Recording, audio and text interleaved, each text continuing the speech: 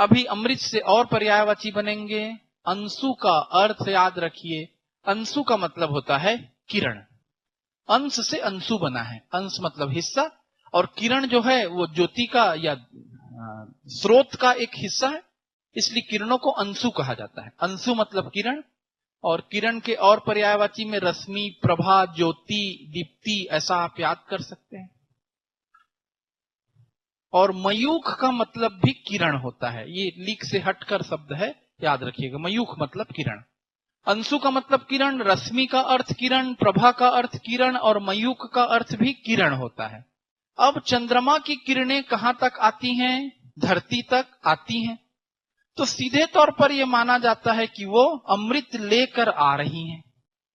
या ज्यादा सोचोगे तो दिन भर सूरज की गर्मी से उत्तप्त मनुष्य को जब सायंकालीन चंद्रमा का प्रकाश मिलता है, चंद्रमा की शीतलता मिलती है, तो उसे ऐसा महसूस होता है कि मानो धरती पर किसकी वर्षा हो रही है? अमृत की वर्षा हो रही है। इसलिए सुधा में अंशु जोड़ दिए तो चंद्रमा की किरणें अमृत के समान है, इसलिए चंद्रमा है सुधांशु। कई लोगों का नाम रहता है सुधांशु। दो शब्दों के मिलने से बना सुधा धन अंशु। सुधा का मतलब होता है अमृत और अंशु का मतलब होता है किरण। सुधांशु का अर्थ हो गया चंद्रमा, और इसी तरह से बिल्कुल अमृतांशु का मतलब भी क्या होगा? चंद्रमा। दो शब्दों के मिलने से बना अमृत धन अंशु। अमृत का अर्थ अमृत और अंशु का अर्थ किरण। तो देखिए, सुधांशु, अमृतांशु और चंद्रमा की किरणें शीतलता प्रदान करती हैं, अभी मैंने आपको बताया।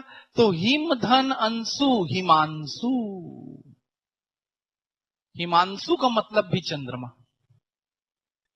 कैसे बन रहा है? क्लियर है? जिसकी किरणें हिम के समान शीतल। तो आपको एक और शब्द मिल रहा है, हिम। हिम का मतलब होता है बर्फ। तुहिन, ये बर्फ के अलग अलग प्रकार हैं।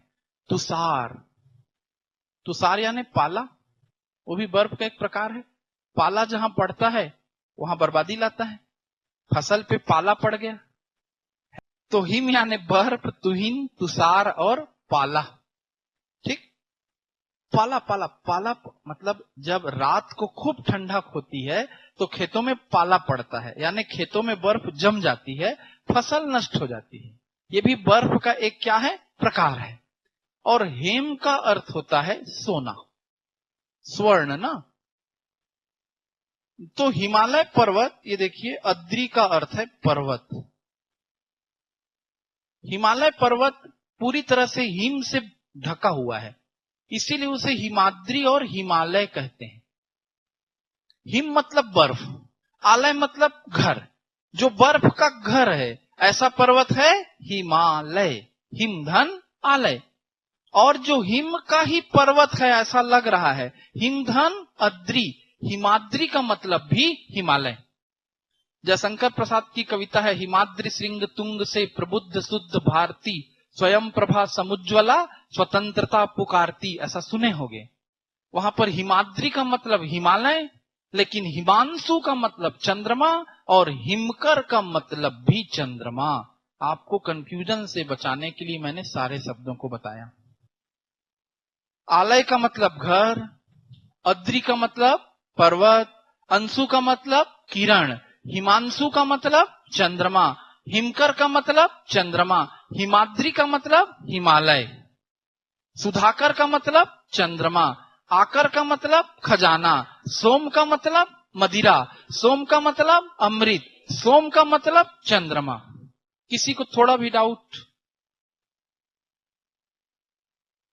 आगे बढ़ें।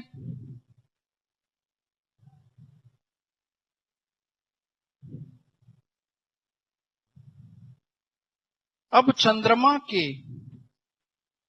कई पर्यायवाची रात्रि से बनेंगे, क्योंकि चंद्रमा रात्रि का स्वामी है। ठीक, रात्रि का स्वामी माना गया, उसे बॉस माना गया। रात का वैसे ही पता है, रात किससे आबाद? चंद्रमा से है ना। जब चंद्रमा है तो रात्रि की महत्ता बढ़ गई, नहीं तो फिर चंद्रमा गायब तो अमावस्या। तांत्रिक लोग प्रभावी हो गए क्योंकि रात का रक्षक गायब हो गया। इसीलिए तांत्रिक क्रियाएं अमावस्या की रात्रि में होती है, और जब सूरज गायब लेकिन चंद्रमा पूरे फुल फॉर्म में यानी पूर्णमासी, तो बेहद अच्छा लगता है। हर निशा को चांद का संबल नहीं, जिंदगी हर पक्ष में उज्जवल नहीं। तो अंधेरा और रोशनी आते जाते रहता है जीवन में, ठीक। वाह बोल रही है, ठीक भाई, क्या नाम है? कवि सम्मेलन का भी आप आनंद लीजिए। रात्रि, कोई दिक्कत नहीं, आपको कविता अच्छी लगेगी तो सब्जेक्ट दिमाग में बैठेगा, हिंदी तो कविताओं से ही चलेगी। रात्रि, पहले रात्रि के पर्यायवाची लेते हैं। आपने बचपन में पढ़ा होगा, निशा यानी रात, और विभा यानी भी रात होता है, ठीक। रजनी का मतलब भी रात होता है। निशा, विभा, रजनी, खड़े मत होते जाना यस सर कह के, ये मैं पर्यायवाची लिख रहा हूं। निशा मतलब रात, विभा मतलब रात, रजनी मतलब रात, राका मतलब राक्षस नहीं लिखना है, राका मतलब भी रात है। पूरे चांद की रात राका है, पूर्णमासी की रात राका, ठीक। 4 शब्द बैठे, निशा रात, विभा रात, रजनी रात, राका रात। इसके अलावा फिर यामा, यामिनी, छपा, क्षणदा, सरवरी। अर्धरात्रि का समय कहलाता है निशीथ, रात्रि का अंतिम प्रहर विभावरी, और रैन या रैना सुने होंगे, रैन बसेरा। रात भर के लिए जहां रुकते हैं होटल या लॉज को क्या कहा जाता है? रैन बसेरा। रैन मतलब रात। तो अभी सारे बाकी पर्यायवाची आप घर से रिपीट कर लीजिएगा। अभी आपको चंद्रमा के संदर्भ में 4 शब्दों को दिमाग में अच्छे से बैठाना है। निशा मतलब रात, विभा मतलब रात, रजनी मतलब रात, और राका मतलब रात। ये चारों दिमाग में बैठ गए। निशा रात, विभा रात, रजनी रात, राका रात। ओके, अब देखो, तो जो रजनी का स्वामी है, रजनी का पति है, जो निशा का पति है, वो चंद्रमा है, यानी निशा पति। तो निशा पति यानी चंद्रमा। तो विभापति का मतलब भी क्या होगा? चंद्रमा। तो जब निशापति और विभापति है तो रजनीपति का मतलब भी चंद्रमा, और राकापति का मतलब भी चंद्रमा। ये देखो 4 पर्यायवाची तुरंत चंद्रमा के बन गए। निशापति, विभापति, रजनीपति, राकापति। पति को केवल हमने जोड़ दिया। चंद्रमा रात्रि उत्पन्न करता है ऐसा मानते हैं, ना केवल पति है बल्कि वही रात्रि का प्रधान कारक है। उसी के आने से रात्रि आई, इसलिए चंद्रमा को निशाकर बोलते हैं, निशा उत्पन्न करने वाला। निशाकर मतलब चंद्रमा, विभाकर का मतलब भी चंद्रमा। कोई भी कंफ्यूजन मत रहे दिमाग में। प्रभाकर यानी सूर्य, दिवाकर यानी सूर्य, दिनकर यानी सूर्य, उसी के बीच में ये विभाकर डला रहता है जानबूझकर। विभाकर यानी केवल और केवल चंद्रमा। निशाकर चंद्रमा, विभाकर चंद्रमा, सुधाकर चंद्रमा, कमलाकर, मैं कहा चंद्रमा बताया हूं, कमलाकर तालाब, कमल धन आकर, बाद में पढ़ना, कमल का खजाना। निशाकर, विभाकर, तो रजनीकर भी होगा। रजनीकर, तेंदुलकर मत लिख लेना, ठीक है। रजनीकर ये भी चंद्रमा है। राकाकर नहीं बनता, शब्द ही अच्छा नहीं लगता तो प्रचलन में नहीं आ पाया। तो इतने शब्द बैठे। अभी और देखिए, पति को कांत भी कहते हैं। तो देखिए, निशा का पति निशा कांत, विभा का पति विभा कांत, देन आफ्टर रजनी का पति none and other than only and only Rajinikanth. आज मीनिंग जाने होगी इतना पिक्चर देखने के बाद। रजनीकांत का मतलब क्या होता है? चंद्रमा। साउथ का हीरो लिख के नहीं आ जाना है, ठीक। 2.0 का हीरो ऐसा लिख दिए। रजनीकांत मतलब चंद्रमा, राकाकांत नहीं बनेगा। रजनी का स्वामी, स्वामी के लिए ईश शब्द है। आ गए आचार्य रजनीश, ओशो का नाम था रजनीश। रजनी धन ईश, रजनीश। और उसी प्रकार राका धन ईस राकेश, बहुत लोगों का नाम है, नहीं जानते रहते हैं। राकेश मतलब चंद्रमा, चंद्रमा जानते हैं कैसे बना नहीं जानते, दो शब्दों के मिलने से बना राका धन ईस। राका का मतलब रात्रि, और स्पेशल पूछा गया तो पूर्णमासी की रात्रि, और ईस का मतलब स्वामी। तो जो राका का ईस है, जो राका का स्वामी है, वो कौन है? राकेश। पहले इतने को उतारिए कॉपी में। चंद्रमा से भगवान शिव का पर्यायवाची बनने वाला है बहुत सारा, शंकर का। क्यों बनेगा? तो देखिए, जैसे मैंने कहा रात्रि का स्वामी चंद्रमा, तो चंद्रमा के स्वामी भगवान शिव, और पौराणिक अनुश्रुतियों के अनुसार शिव का मुकुट है चंद्रमा, इसलिए भगवान शंकर को चंद्रमौली कहते हैं, चंद्रचूड़ कहते हैं। चंद्रमा को उन्होंने मुकुट के रूप में धारण किया, और गंगा उनकी जटाओं में है, ऐसा आप जानते सुनते होगे। और वास्तव में जितने आप गंभीरता से इसको फिलॉसफी में समझोगे, आपको यकीन हो जाएगा कि शिव जो है आदि शक्ति स्रोत हैं। मतलब इस सृष्टि का आदि स्रोत, शक्ति का मूल स्रोत शिव शक्ति है। मतलब व्यक्ति नहीं शक्ति है, और शक्ति को भी काम करने के लिए माध्यम की जरूरत पड़ती है ना। चलो, वो अवतारों के पीछे का कॉन्सेप्ट है, लेकिन शिव जो है मूल शक्ति है। इसीलिए शिव को अर्धनारीश्वर के रूप में भी कल्पित किया जाता है। आधा शरीर नारी का, आधा शरीर नर का, पुरुष का रहता है। तो नारी शक्ति भी शिव से अनुप्राणित है, और पुरुषों की शक्ति भी शिव से अनुप्राणित है। मूल शक्ति शिव है, और उस शिव शक्ति को देखोगे कहां? तो ये सारा संसार ही तो शिव शक्ति है। हम सब कुछ जिस शक्ति से चल रहे हैं, क्या पूरा ब्रह्मांड किसका प्रतिरूप है? आदि शक्ति शिव शक्ति का प्रतिरूप है। मतलब एक अल्टीमेट पावर साइंस की दुनिया में। उस शिव शक्ति को देखना है तो रात्रि में गहन आकाश की ओर देखो। दिन में तो औकात नहीं है क्योंकि सूरज खड़े हैं। रात्रि में किधर देखो? गहन आकाश में देखो। तुम्हें सब तरफ जो कुछ दिख रहा है वही ब्रह्मांड है, जिसका कोई और छोर नहीं। और वही शक्ति कौन सी शक्ति है? शिव शक्ति है। उसके मुकुट के रूप में तुमको रात में कौन दिखेगा? चंद्रमा दिखेगा। इसलिए चंद्रमा को शिव का मुकुट निरूपित किया गया। ऐसा नहीं है कि कोई आदमी धारण करके उसको घूमा है इस दुनिया में, बिल्कुल नहीं। शिव इस धरती पे, खैर अभी बहस शुरू हो जाएगी, आपको पढ़ाना मेरे लिए जरूरी है। तो शिव शक्ति का मुकुट कौन है? चंद्रमा। इतना कॉन्सेप्ट के रूप में बैठाओ, बाकी तो रिसर्च करने के लिए जिंदगी कम है। और सारी नदियां भी कहां किस शक्ति से अनुप्राणित होंगी? शिव शक्ति से अनुप्राणित होंगी। तो काहे को गंगा उनकी जटाओं से ना निकलेगी? ये कॉन्सेप्ट वाइज क्लियर हुआ। अब देखो, जैसे आप समझ गए कि भगवान शिव का संबंध कहां से हमने जोड़ लिया? चंद्रमा से। तो चंद्रमा के पर्यायवाची इधर मैं साइड में ले रहा हूं, और उधर से मैं किसके पर्यायवाची बनाऊंगा? शंकर के। देखिएगा कैसे बनेगा शब्दों का विज्ञान। चंद्रमा का हमने पर्यायवाची पढ़ा शशि, इसी बहाने रिपीट हो रहा है। इंदु, सोम पढ़े हो, विधु याद आ रहा है, अब भी पढ़े हैं। और क्या पढ़े हैं? शशांक। और क्या पढ़े हैं? मृगांक। ठीक। शशि यानी चंद्रमा, इंदु मतलब चंद्रमा, सोम यानी चंद्रमा, विधु यानी चंद्रमा, शशांक यानी चंद्रमा, मृगांक यानी चंद्रमा, और इसी प्रकार से बहुत सारे और। ठीक। मयंक यानी चंद्रमा। ठीक है, आप लोग तो अब बहुत विद्वान हैं। अब देखो, चंद्रमा को भगवान शंकर धारण करते हैं, इसलिए शशिधर। शशि मतलब चंद्रमा। चंद्र से क्या बनेगा? चंद्रधर। चंद्रधर किसका पर्यायवाची है? भगवान शिव का। शशिधर किसका पर्यायवाची है? भगवान शिव का।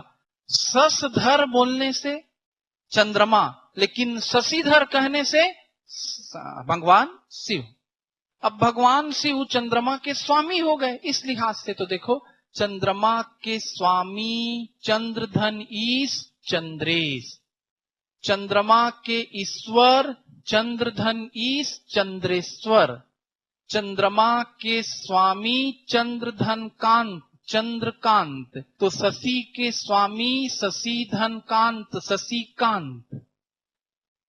ओके, चंद्रेश, चंद्रेश्वर, चंद्रकांत, शशिकांत। ठीक, तो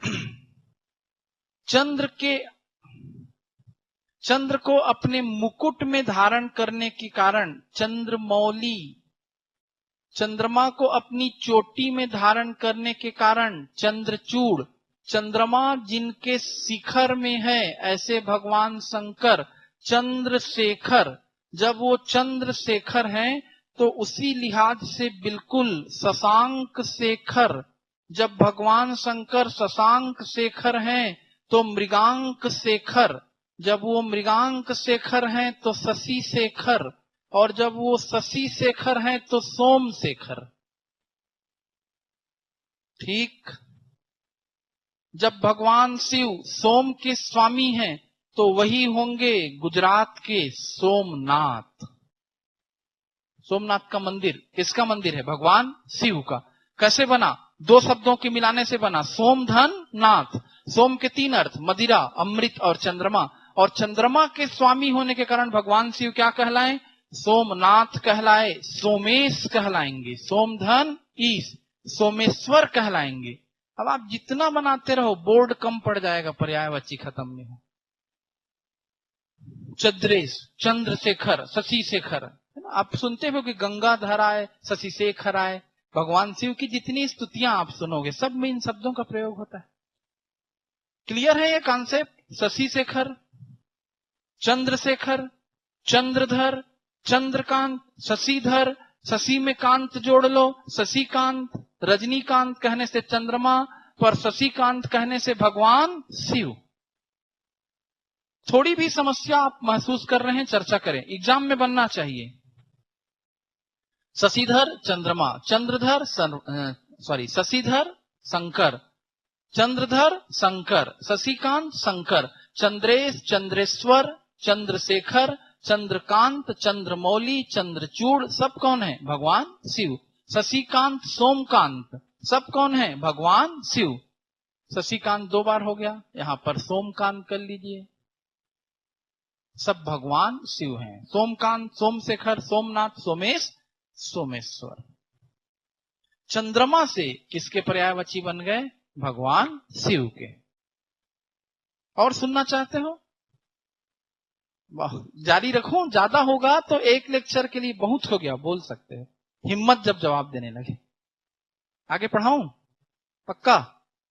ठीक, फिर और कहानी सुनो।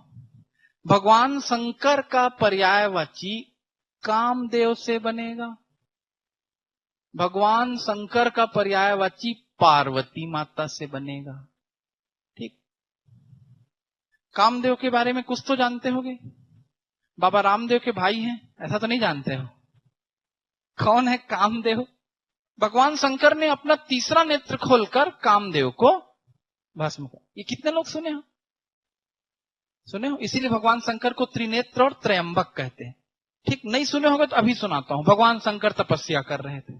ठीक, उनकी तपस्या में खलल डालने के लिए कामदेव पहुंचे। ठीक, उनका काम था लोगों की तपस्या में विघ्न बाधा डालना। उन्होंने फूलों के धनुष से फूलों का तीर छोड़ा। ये फूलों का तीर जाकर के भगवान शिव को लगा। भगवान शिव आंख बंद करके तपस्या में रत थे, दोनों आंख नहीं खुले, ये तो तपस्या भंग हो जाती। और खुल गया तीसरा नेत्र, और तीसरे नेत्र से एक ज्वाला निकली। वो ज्वाला निकल के कामदेव पर पड़ी, कामदेव वहीं खड़े खड़े भस्म हो गए। What is this? मेन बात क्या है समझिए, और काफी गंभीर दार्शनिक अर्थों में जाइए। कामदेव प्रतीक हैं हमारी कामनाओं के, हमारी समस्त इच्छाएं। चार पुरुषार्थ आता है, दर्शन शास्त्र और समाज शास्त्र में पढ़ना है, वैसे जानते हो, धर्म, अर्थ, काम और मोक्ष। काम का सीमित अर्थ शारीरिक सुख, काम का व्यापक अर्थ मनुष्य की समस्त कलात्मक अभिवृत्तियां, समस्त कामनाएं। तो हमारी कामनाएं ही कामदेव के रूप में पुराणों में बताई गई, और हमारी कामनाएं ही हमारी सबसे बड़ी शत्रु है। और तपस्या का मतलब होता है अपने लक्ष्य की प्राप्ति के लिए आपका एकाग्र होकर काम में लग जाना।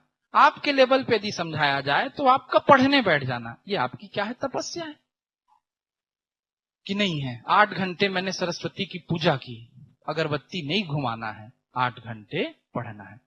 दिन रात लक्ष्मी की पूजा करो बोलते हैं। पूजा करने का मतलब लक्ष्मी अर्जन अर्थात धन अर्जन के लिए परिश्रम करो। वो लक्ष्मी की क्या है? वास्तविक पूजा है। सांकेतिक तो है। चलो आगे बढ़े। तो आप काम में भिड़ गए, पढ़ने के काम में। आपको डिस्टर्ब कौन करेगा? कामदेव। अरे मोबाइल यानी कामदेव, ठीक है। 2 मिनट में आपका मन होगा चाय पी के आ जाता हूं, पढ़ाई बंद। 2 मिनट में मन होगा किसी से बात कर लेता हूं, पढ़ाई बंद। 2 मिनट में मन होगा गाना सुन लेता हूं, पढ़ाई बंद। और भी बहुत कुछ होगा जिसको मैं नहीं बता सकता, ठीक है। आप ही जानोगे आपके साथ क्या क्या होता है।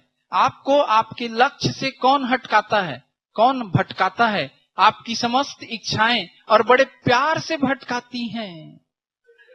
आदमी को गुड़ खिला के मारने में आसानी हो तो बंदूक चला के क्यों मारे? आपको यदि मारना है कामदेव को तो वो फूलों के बाण से मार देता है, प्यार से। आपको पता ही नहीं चलता आप अपनी कमियों के कारण कब फेल हो गए, कब जीवन पथ से विचलित हो गए। छोटी छोटी इच्छाएं बड़े बड़े लक्ष्यों से हमें वंचित कर देती हैं। वक्त को जिसने नहीं समझा उसे मिटना पड़ा है, बच गया तलवार से तो फूल से कटना पड़ा है, ठीक है। तो कामदेव आपको मारता है, फूलों के बाण से मारता है। इसीलिए कामदेव को पुष्प धनवा कहा जाता है।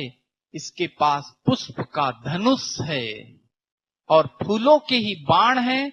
आपकी 5 इंद्रियों को वश में करने के लिए ये फूलों के 5 बाण चलाता है। आपकी 5 इंद्रियां कौन है? आंख, कान, नाक, जीभ, त्वचा।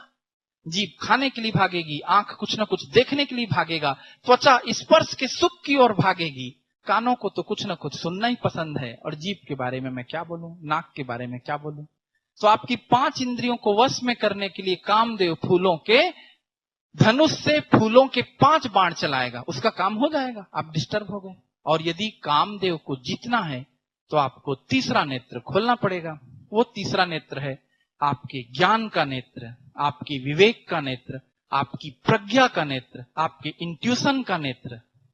जब आप तीसरा नेत्र खोलेंगे तो आपके अंदर का शिवत्व तो जाग जाएगा। इसलिए मंदिरों के बाहर काम कला के चित्र और मंदिरों के गर्भगृह में शिव की प्रतिमा, चाहे आप खजुराहो के मंदिर की व्याख्या कर लें, चाहे आप भोरमदेव की व्याख्या कर लें, है ना। अभी डिटेल पे नहीं जाएंगे, जो समझदार हैं वो समझ चुके। भगवान शंकर ने तीसरा नेत्र खोला, इसलिए भगवान शंकर बने त्रिनेत्र। त्रिनेत्र के साथ साथ त्रयंबक। और ये बात भी अप्रूव्ड है, जानते हो कि नहीं? थर्ड आई बकायदा कोर्स चलता है, थर्ड आई एक्टिवेशन। आपके बच्चों की उम्र, मतलब आपके यानी आपके भाई बंद लोगों की, जो यदि 14 या 13 कितने से कम है, आप इस कोर्स को करा सकते हैं। उनकी तीसरी आंख एक्टिव हो जाती है। आंख में पट्टी बांध करो, चीजों को पढ़ लेते हैं। अभी भी होता है, 5-5, 10-10 हजार के फीस में कराने लगे हैं। 100% आंख बंद रहेगा, लेकिन बुक में क्या चित्र छपा है वो देख लेते हैं। खैर अभी इस पर भी नहीं जाएंगे। पर्यायवाची पढ़ाना मेरा फिलहाल काम है। त्रयंबक बोलते ही आपको किसका नाम याद आएगा? शिव का। कोई कंफ्यूजन? त्र मतलब 3, अंबक मतलब नेत्र। त्रिनेत्र बोलते ही किसका पर्यायवाची याद आएगा? भगवान शिव का। और त्रिलोचन बोलते ही भगवान शिव का। तीसरा नेत्र का कॉन्सेप्ट आप समझ गए, ज्ञान चक्षु खुल गए आपके। अब भगवान शंकर कामदेव के दुश्मन हैं। कामदेव को स्मर, मदन, मयन भी कहते हैं। भगवान शंकर ने कामदेव को तीसरा नेत्र खोलकर जला दिया। काम की पत्नी रति, रति का मतलब होता है प्रेम, रति ने विलाप किया। कामदेव रतिपति कहलाते हैं। भगवान शंकर ने कामदेव को फिर से जीवित कर दिया, पर अब उसे तन प्रदान नहीं किया, इसलिए कामदेव अनंग हो गए। बिना अंग के, बिना तन के हो गए, इसलिए अतनु हो गए। 3 साल पहले पीएससी के जीएस पेपर में आया है, भारतीय परंपरा में किस देवता को अनंग कहा जाता है। हिंदी की क्लास से लोगों ने आंसर लगाया था। अनंग का मतलब होता है कामदेव। कॉन्सेप्ट वाइज क्लियर है, जिसका अंग नहीं वो है अनंग। और आप उसको फिलॉसफी में समझोगे तो कामनाएं अंग पर तभी पहुंचेंगी जब मन आपका वश में न हो।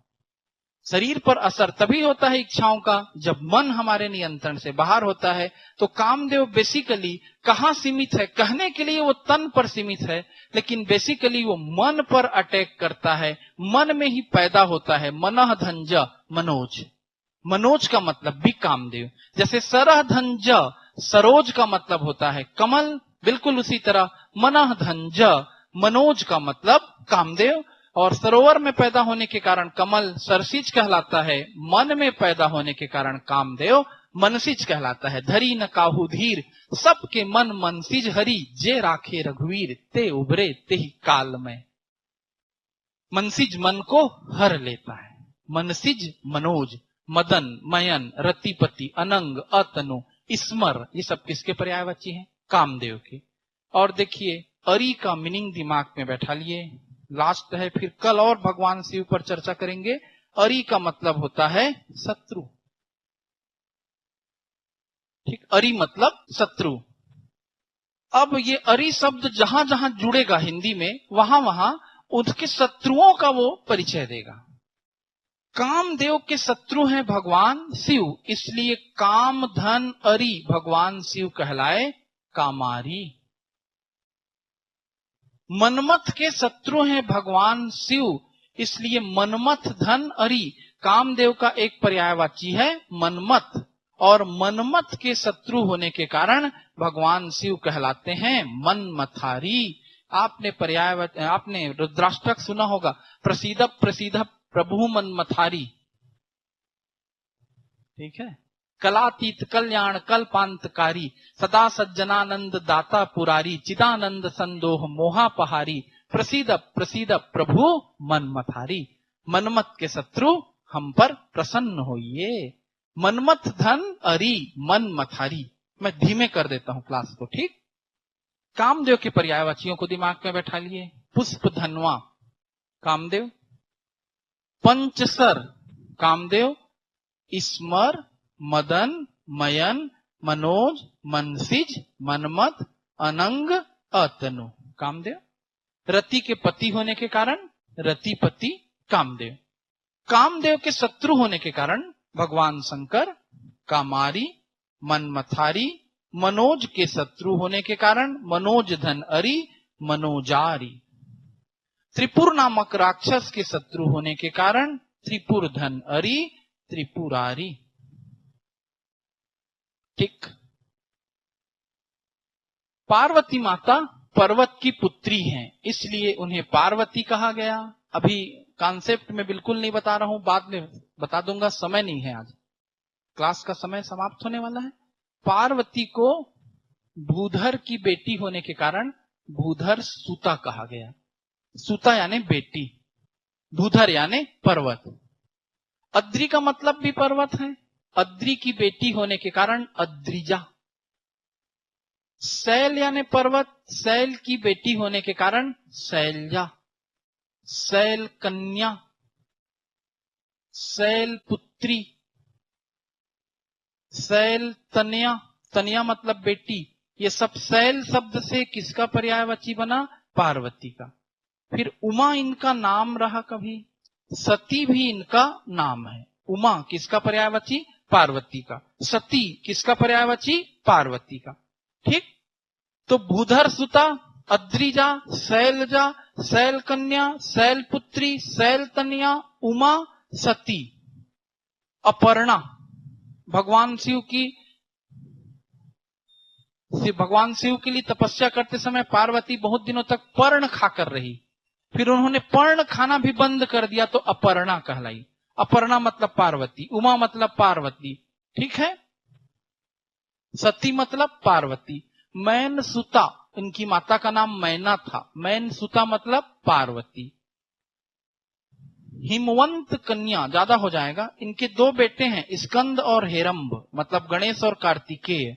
तो स्कंद की मम्मी स्कंद माता, और हेरंब यानी गणेश की मम्मी हेरंब माता। ये कुछ पर्यायवाची पार्वती के हैं, ठीक।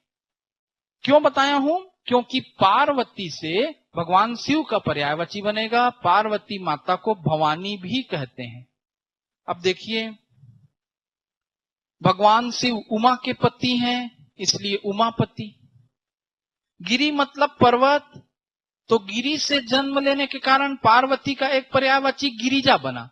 जैसे शैलजा अद्रिजा, वैसी गिरिजा। गिरजा नहीं लिखना है, गिरजा हपड़जा नहीं, गिरिजा। गिरी का मतलब पर्वत। तो अब देखो उमा के पति यानी भगवान शंकर उमापति, तो गिरिजा के पति यानी भगवान शंकर गिरिजापति, तो भवानी के पति यानी भगवान शंकर भवानीपति। सुने होगे, भजे हम भवानी पतिम भावगम्यम।